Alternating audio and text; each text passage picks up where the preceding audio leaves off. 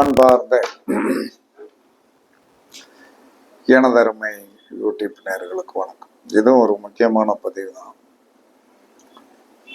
ஜோதிட சாஸ்திரத்துல எல்லா மனிதனுமே என்ன சொல்றான்னா, ஜோதிடம் படித்தவனும் கஷ்டப்படுறான், ஜோதிடம் பார்த்தவனும் கஷ்டப்படுறான், ஜோதிடமே வெறுத்தவனும் கஷ்டப்படுறான், ஜோதிடத்தை வெறுத்தவனும் கஷ்டப்படுறான்.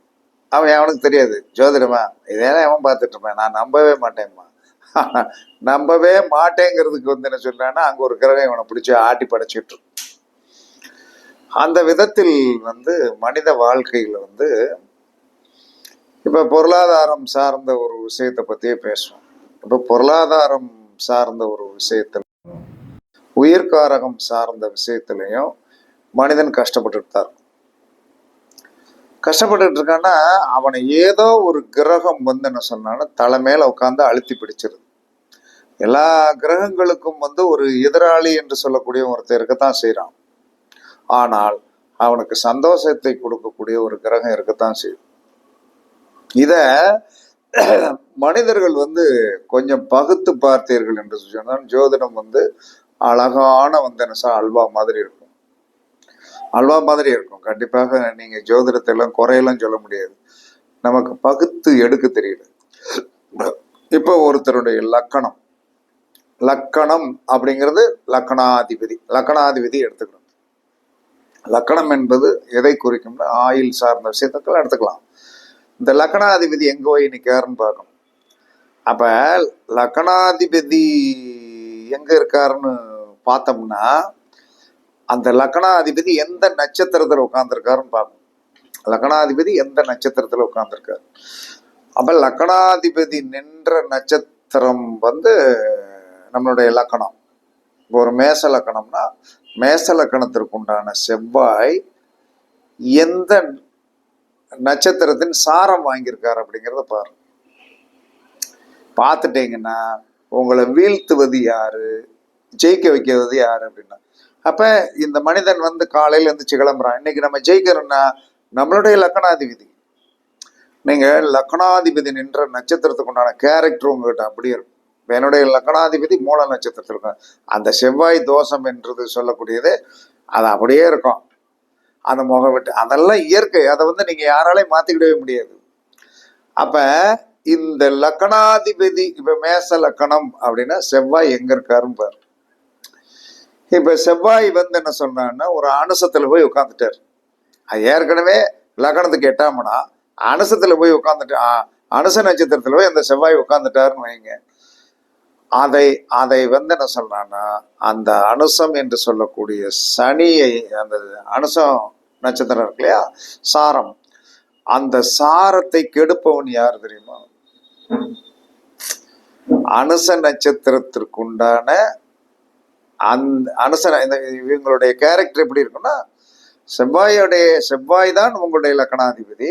ஆனா சனியோடைய நட்சத்திரத்துல போய் உட்கார்ந்து, அப்ப சனியோடைய நட்சத்திரத்துல போய் உட்கார்ந்தால் இவர்கள் என்ன செய்யணும்னா, காலையில் எந்திரிச்ச உடனே முதல்ல குளிச்சு முடிச்சு, பெண்ணாக இருந்தாலும் ஆணாக இருந்தாலும் நல்ல ஃப்ரெஷ்னஸ் ஆயிரணும். இந்த ஃப்ரெஷ்னஸ்க்கு காரகம் யார்? சுக்கிரன்.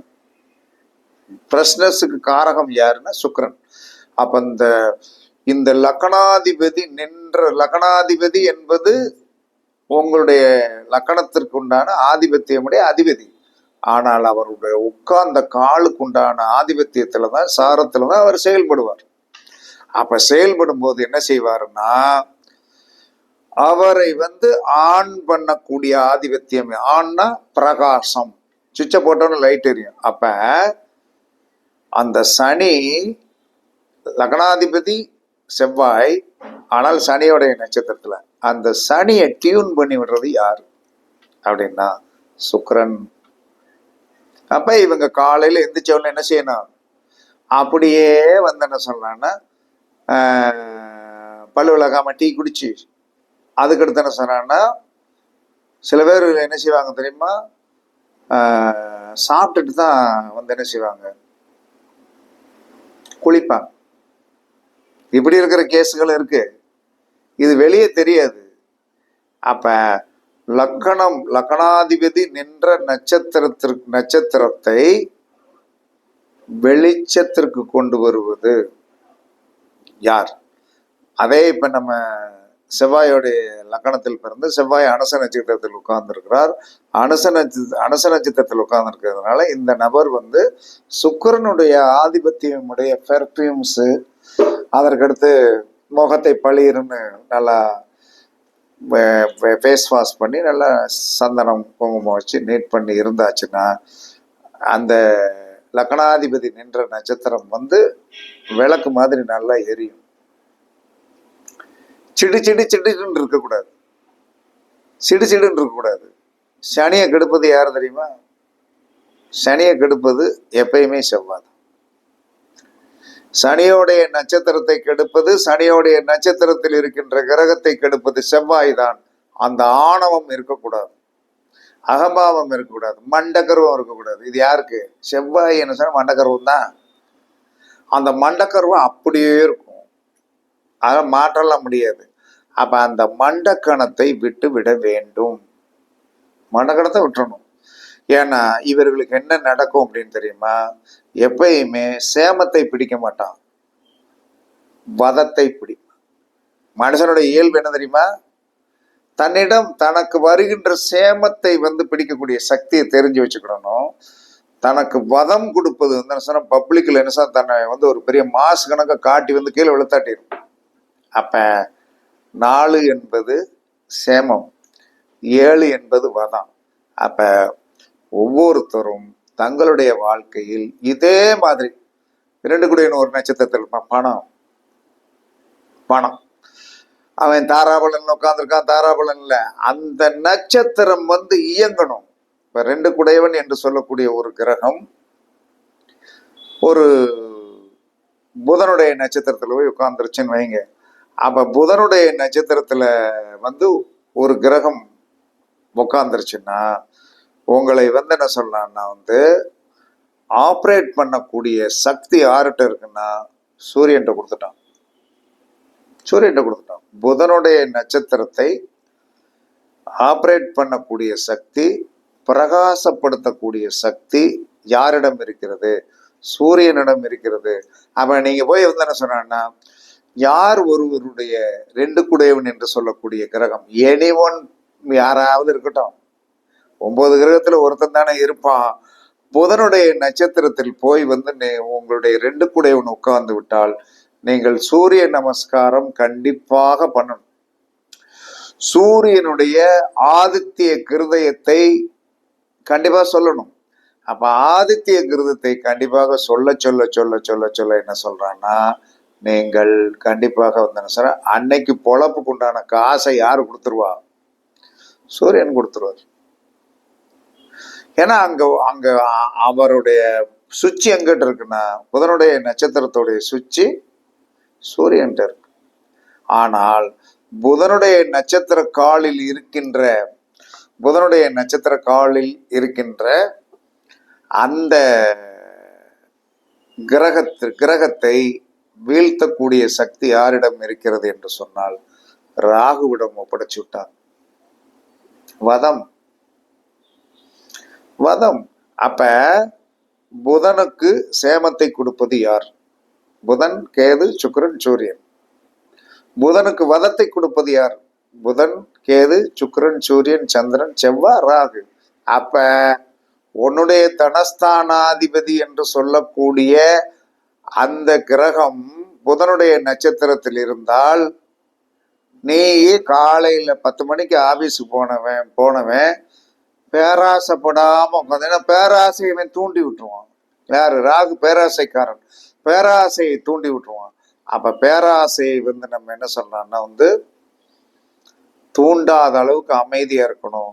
ஆனால் வலிமையான சூரியனுடைய காயத்ரி மந்திரத்தை எவன் ஒருவன் சொல்லிக்கொண்டே இருக்கிறானோ அங்கே வெற்றி வந்துடும், சத்தியமா வந்துடும். இதுல மாற்றுக்கிறதெல்லாம் கிடையாது. இப்ப தொழில் ஸ்தான அதிபதி அப்படின்னு சொல்லக்கூடியவர் என்ன ஒரு மனிதனுக்கு செவ்வாயுடைய நட்சத்திரத்துல போய் உட்கார்ந்துட்டான். அப்ப செவ்வாயுடைய நட்சத்திரத்துல போய் உட்கார்ந்த ஒருத்தனுக்கு சேமத்தை யாரு கொடுப்பான? சனி கொடுத்துருவான். செவ்வாயுடைய நட்சத்திரத்தில் ஒரு 10 குடையவன் உட்கார்ந்திருந்தால் சனியோடைய காயத்ரி மந்திரத்தை சொன்னோம் என்று சொன்னால், சனிக்குண்டான ஏலவாளைகளுக்கு போய் வந்து சின்ன உதவிகள் பண்ணினோம் என்று சொன்னால் கண்டிப்பாக என்ன நடக்கும்? என்ன நடக்கும்? உங்களுடைய காரியம் சேமமாய் போயிடும். அதே சமயத்துல செவ்வாயோடைய நட்சத்திரத்தில் போய் எந்த கிரகம் உட்கார்ந்தாலும் சுக்கிரனை மட்டும் கையில் எடுத்துறாதீங்க. ஏன்னா செவ்வாய்க்கு வந்து எதிரி என்று சொல்லக்கூடியவன், வதத்தை கொடுப்பவன். இன்று வரை அந்த சுக்கிரன் தான் வந்து வதத்தை கொடுத்துருவான். இப்படி ஒவ்வொரு கிரகத்திற்கும் ஒரு ஒரு ஒரு ஒரு விஷயம் இருக்குது. இதை ரொம்ப மைண்டூட்டா எடுக்கணும். அப்ப அவங்க லக்கணத்தை, இப்போ ஒருத்தருடைய லக்கணம் தான் மெயினா. நம்மளுடைய லக்கணம் என்பதை விட லக்கணாதிபதி, லக்கணாதிபதி வந்து எந்த இடத்துல உட்கார்ந்து, யார் நட்சத்திரத்தில் உட்கார்ந்துருக்காரு, அவரை கெடுக்கின்றவர் அவர் உட்கார்ந்த நட்சத்திரத்துல இருந்து 7வது நட்சத்திரம் கெடுக்கும். அவர் உட்கார்ந்த நட்சத்திரத்திலிருந்து 4வது நட்சத்திரம் அவரை நல்லா வச்சுக்கணும். இதற்கு நான் வந்து என்ன சொல்றேன்னா, ஒவ்வொரு கிரகத்திற்கும் அடிப்படை பேசிக்ல இருந்து உதாரணம் சொல்றேன். கேதுவை வலிமைப்படுத்தக்கூடிய சக்தி சந்திரனுக்கு உண்டு. கேதுவை கெடுத்து தெருவில் அனுப்பக்கூடிய சக்தி குருவுக்கு உண்டு. அதற்கடுத்து சுக்கிரனை கெடுக்கக்கூடிய சக்தி செவ்வாய்க்கு உண்டு. சுக்கிரனை நன்மை செய்யக்கூடிய சக்தி, சுக்கிரனுக்கு நன்மை செய்யக்கூடிய சக்தி செவ்வாய்க்கு உண்டு. சுக்கிரனை வந்து சோழி முடிச்சு அனுப்புறது சனி. சூரியனை வந்து என்ன சொன்னா, பலமையாக வைத்துக் கொள்ளக்கூடிய சக்தி ராகுவிடம் உண்டு. சூரியனை வேலையை முடிச்சு அனுப்புறது புதனுக்கு உண்டு. சந்திரனை வலிமைப்படுத்தக்கூடிய சக்தி குருவுக்கு உண்டு. சந்திரனை வேலையை முடிக்கிற சக்தி கேதுவுக்கு உண்டு. செவ்வாயை வந்து என்ன சொன்னா, சேமமாக வைத்துக் கொள்ளக்கூடிய சக்தி சனிக்கு உண்டு. செவ்வாயை வீழ்ச்சி அடையக்கூடிய சக்தி சுக்கிரனுக்கு உண்டு. ராகுவை சேமமாக வைத்துக் கொள்ள துணை புரிவது புதன். ராகுவை வீழ்த்தக்கூடிய சக்தி சூரியனுக்கு உண்டு. குரு என்று சொல்லக்கூடிய கிரகத்தை கேது நன்றாக வழிநடத்தக்கூடிய சக்தி உண்டு. ஆனால் குருவை வீழ்த்தியது சந்திரன். இதற்கு ஜோதிட சாஸ்திரத்துல ஒரு உதாரணம் சொல்லட்டுமா? குரு என்று சொல்லக்கூடிய அந்த பெரிய மனுஷன் வீட்டுக்கு படிக்க போனது யாரு? சந்திரன். அங்க போய் என்ன செஞ்சாரு? தாரை அவருடைய பொண்டாட்டிட்ட வந்து இவருக்கு பழக்கமாயிருச்சு. கூட்டிட்டு வந்து புதன் என்று சொல்லக்கூடிய ஒரு பிள்ளையை பெற்றார். பிள்ளையை பெற்றுட்டு என்ன சொன்னான்னா, அந்த பிள்ளைய அனாதையை விட்டுட்டு போயிட்டாங்க. இப்ப புரியுதா? அப்ப குருவுக்கு எதிரி யார்? சந்திரன். குருவுல இருந்து எண்ணி பாருங்க. குரு, சனி, புதன், கேது, சுக்கிரன், சூரியன், சந்திரன். 7 என்பது வதம் தான். எல்லாரும் நீங்க நினைச்சிட்டு இருக்கீங்க 7ஆம் பாவம் என்பது பொண்டாட்டி புருஷாமா. உலகத்திலே வந்து இந்த உலகத்துல கல்யாணம் முடிச்ச பிறகு எவனாச்சும் ஃப்ரீனஸ்ஸா இருக்காங்களாயா? 10 மணிக்கு பிறகு வீட்டுக்கு போ, விளக்கமாறு பிஞ்சிரும். தாலி கட்டியதுக்கு பிறகு ஒரு பெண் கல்யாணம் முடிக்கிறதுக்கு முன்னாடி இருந்த லிபரலேஷன் கல்யாணத்துக்கு பிறகு கிடையாது. ஏன்னா 7ஆம் பாவம்னா அப்படித்தான். அதில் யாராலையும் நீங்க மாத்திக்கிடலாம் முடியாது. நான் அப்படி பண்ணிடுறேன் இப்படி, அதெல்லாம் நடக்காது. ஏன்னா அது அப்படித்தான் இருக்கும். இதை எல்லாரும் காலத்தால் சகித்து கொண்டுதான் வாழ்க்கை நடத்த வேண்டும் என்பது விதியின் கோட்பாடு. யாரும் மாற்ற முடியாது. அதற்கடுத்து சனியை நன்றாக வைத்துக் கொள்ளக்கூடிய ஒரு ஆதிபத்தியம் சனியோடைய நட்சத்திரத்தில் இருந்தால், சனி என்று சொல்லக்கூடிய கிரகம், சனி என்று சொல்லக்கூடிய கிரகத்தை நன்றாக வழி நடத்தக்கூடிய சக்தி சுக்கிரனுக்கு மட்டுமே உண்டு. அதே சமயத்தில் சனியை வெளுத்து பிச்சு எடுக்கக்கூடிய சக்தி எங்க உண்டு? செவ்வாய்க்கு தான் உண்டு. அதற்கடுத்து புதன் என்று சொல்லக்கூடிய ஒரு சக்தியை வழிநடத்தக்கூடிய சக்தி சூரியனுக்கு உண்டு. புதனை கெடுக்கக்கூடியது எதற்கு உண்டு? ராகுக்கே உண்டு. ஏன் புதன் தசை இருக்கும்போது என்ன சொல்றான்னா, காதல் வந்துரும், காதல் வந்துரும், காதல் வந்துரும், காதல் வந்துரும். அப்ப அந்த காதலை கொடுக்கக்கூடியது யாரு? சாட்சாத் இந்த போகஸ்தானாதிபதியாகிய ராகு. அப்ப புதன் திசை ஓடும்போது என்ன செய்யணும்? கல்வி பயிலுவதற்கு முயற்சி செய்யுங்கள். கண்டிப்பாக கல்வியால் ஒரு பெரிய வெற்றியை கொடுக்கும், சமுதாயத்தில் பெரிய புகழை கொடுக்கும். யாரு? சூரியன் கொடுத்துருவான். அப்ப நான் இப்ப சொல்லுவது, எந்த நட்சத்திர கால், கேதுவோடைய நட்சத்திர காலுக்கு சந்திரன் நன்மை செய்வான், குரு தீமை செய்வார். சுக்கிரனுடைய நட்சத்திர காலுக்கு செவ்வாய் நன்மை செய்வார், சனி தீமை செய்வார். சூரியனுடைய நட்சத்திர காலுக்கு ராகு நன்மை செய்வார், புதன் தீமை செய்வார். சந்திரனுடைய நட்சத்திர காலுக்கு குரு நன்மை செய்வார், கேது தீமை செய்வார். செவ்வாயுடைய நட்சத்திர காலுக்கு சனி நன்மை செய்வார், சுக்கிரன் தீமை செய்வார். ராகுவுடைய நட்சத்திர காலுக்கு புதன் நன்மை செய்வார், சூரியன் தீமை செய்வார். குருவுடைய நட்சத்திர காலுக்கு கேது நன்மை செய்வார், சந்திரன் தீமை செய்வார். சனியுடைய நட்சத்திர காலுக்கு சுக்கிரன் நன்மை செய்வார், செவ்வாய் தீமை செய்வார். புதனுடைய நட்சத்திர காலுக்கு சூரியன் நன்மை செய்வார், ராகு தீமை செய்வார். இது ஆன் ஆஃப். நாலாவது நட்சத்திரம் வெளிச்சம்.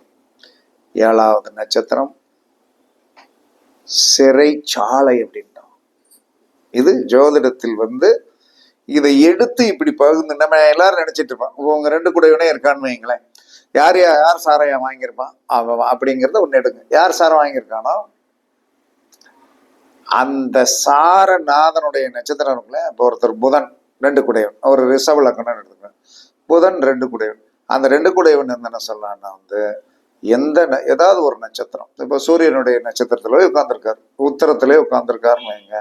அப்ப உத்தரத்திலிருந்து, ஏன்னா அவர் வாங்கிய கால் தான் அங்க பிரச்சனை, நல்லது இது, மற்றதெல்லாம் பொண்ணு பேசவே முடியாது. அப்ப உத்தரம், அஸ்தம், சித்திரை, சுவாதி, ராகு நல்லது செய்வார். அவர் பொருளாதாரம் வேண்டி என்ன செய்யணும்னா, ராகு பகவானை நித்தமும் வழிபாடு செய்ய செய்ய அவருக்கு பொருளாதாரம் வழியும் கண்டிப்பாக வரும். ஆனால் நீங்கள் என்ன சொல்றான்னா உத்தரத்திலிருந்து ஏழாவது நட்சத்திரம், உத்தரம், அஸ்தம், சித்திரை, சுவாதி, விசாகம், அனுசம், கேட்டை என்ன செய்யும்? கஷ்டத்தை கொடுக்கும். புதனே உத்தர நட்சத்திரத்துல உட்கார்ந்துருக்காரு. புதன் என்று சொல்லக்கூடிய ரெண்டு கூடையவர் என்று சொல்ல, ரிஷப லக்னத்துக்கு ரெண்டு கூடையவர் உத்தர நட்சத்திரத்துல உட்கார்ந்துருக்காரு. அந்த உத்தர நட்சத்திரத்தில் புதன் உட்கார்ந்திருந்தாலும் அந்த உத்தர நட்சத்திரத்துக்கு ஏழாவதாக வருவதே புதனுடைய நட்சத்திரம். அப்ப அவன் என் வீடு, என்னுடைய நட்சத்திரத்துக்கு உண்டான கிரகத்தை நான் கெடுக்க மாட்டேன்னு. எனக்கு தேவை எந்த நட்சத்திரத்திற்கு ஏழாவது நட்சத்திரமும் கெடுத்து குட்டியை சவராக்கி சீரழித்து விடும். அதனால் எப்பயுமே உங்களுடைய நட்சத்திரத்திற்கு எந்த நட்சத்திரத்தை செயல்படுத்த வேண்டும், அந்த நட்சத்திரத்திற்கு நின்ற நட்சத்திரத்துக்கு நாலாவது நட்சத்திரத்திற்கு உண்டான உணவை சாப்பிட்டு, ஏழாவது நட்சத்திரம் தான் ஆப்படிக்கிறது, அந்த நட்சத்திரத்திற்கு உண்டான உணவை தானம் செய்து விடுங்கள். கையில கூட தொடக்கூடாது. இவ்வளவுதான். இதெல்லாம் ரொம்ப ஷார்ப்னஸ்ஸா சிந்தனை பண்ணி எடுக்கப்பட்டது. ரொம்ப ஈஸியா வச்சுனா நாலாவது ஆணு, ஏழாவது ஆஃப் அப்படின்னு சொல்லிட்டு ஈஸியா போயிடலாம். அது போய் எவனுக்கு புரிய போறது கிடையாது. அப்ப விளக்கமாக பேச வேண்டும். இட்லிக்கு சட்னி மட்டும் இருக்கக்கூடாது, அதுக்கடுத்து ஒரு பொடி இருக்கணும், அதுக்கடுத்து அங்கே ரெண்டு சைடிஷ் இருக்கணும். இருந்தால் இட்லி கூட ரெண்டு உள்ள போகும். ஒரே சட்னி மட்டும் இருக்கு அப்படின்னா இட்லி தானாக்கும் அப்படின்னு சொல்லிட்டு 3 சாப்பிட்ற 2 சாப்பிட்டுட்டு போயிடுவோம். ஜோதிடம் என்பது விவரித்து கொடுக்க வேண்டும். கண்டிப்பாக வெற்றி உண்டு என்று கூறி உங்களிடமிருந்து விடைபெறுவது சிபிபாறை ஜோதிடர் சாதி ராகவன் ஜெய பாலாஜி. சுகமே சொல்க, சுகமே சொல்க. வாழ்க வளமுடன், வாழ்க வளமுடன். வணக்கம், வணக்கம், வணக்கம், வணக்கம்.